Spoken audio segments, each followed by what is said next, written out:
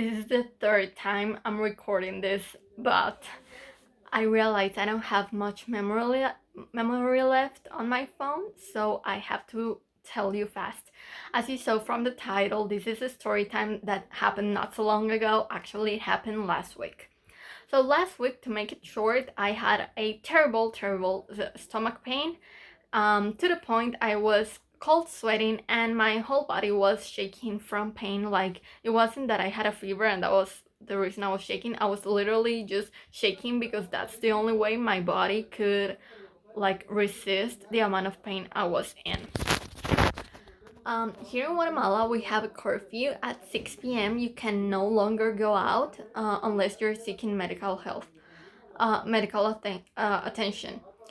The thing is, with the police being not, let's put it in, not the brightest, it's better if you call an ambulance, but obviously we didn't want that because, I don't know, I didn't want to be in an ambulance. So at 5:15 the afternoon, I rushed to the hospital. The thing is that before rushing to a hospital, I was, and this is the story time, I was denied medical attention from like 6 hospitals. Um, some of them told my mom, like, she called before going. Some of them told her that they were full, that they had no room for me, that they had no room for emergencies because they were like collapsed. And others told her that they could receive me, they could take me in if I had already had the COVID test done and that my results were negative, and the test had to be done um, one day prior or that day. And I was like, I didn't think I was going to need a hospital yesterday or even today. So sorry, I didn't get the test done. And after a while, after calling several hospitals, my mom finally practically begged this hospital to take me in because by that time I was really in so much pain, you guys. I was like about to faint from pain. And well, we got to the hospital at 5:57, like we even had 3 minutes spare. And after I got to the hospital, I was rushed into the emergency room, and the doctor um, said that I needed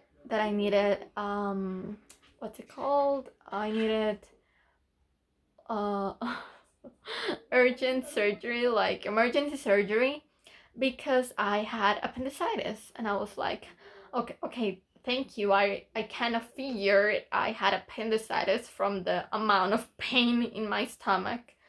Um, so I was like glad that it wasn't, because it had a solution. So around 9 in the afternoon, I was rushed into in the afternoon in the night. I was rushed into the emergency room, and the thing is that I not only had appendicitis, but I don't know what the word is in English, but I had like this blood thing. I don't know what's the word, like a cloth, let's call it that way, in my right ovary. So I was having an internal, I don't know the medical word, but I was bleeding internally, and I was forming like this big cloth of blood. So they had to remove that and my appendix because it was like big as it was very big. I kept trying to find a word to say that YouTube would allow me, but I didn't. So let's leave it at it was very big, and not only was it, but I had like an internal bleeding next to it, that it wasn't provoked by it. I was just unfortunate to have both things happen to me at the same time. So I was basically dying. And yeah, after a while, like after 2 hours of surgery at midnight exactly, I got out of surgery, I was awake, I was like high as a kite. And I was taken into my room, which gladly I only spent one night. And the doctor the next day said I was fine, that my ovary was fine. He even told me I didn't need to worry about me not being able to have kids because he had just saved my ovary. And I was like, thanks, doc. So that night, I still spent the whole day at the hospital there. Um, but at that night, I returned to my house and slept in my room after a while. The crazy thing, you guys, like the really crazy thing for me is the fact, and I realized that like 4 days after surgery, that I honestly could have died because I was denied medical attention because the world here is collapsing. Medical systems are not working, and I mean, I was taken into a private hospital, and all the hospitals we called were private ones, so I can only imagine what's happening on public health. So the thing is, you guys take care not only from the virus but in general, because after what I experienced, I realized that right now is not the time to be needing a hospital. Like they don't have time for you.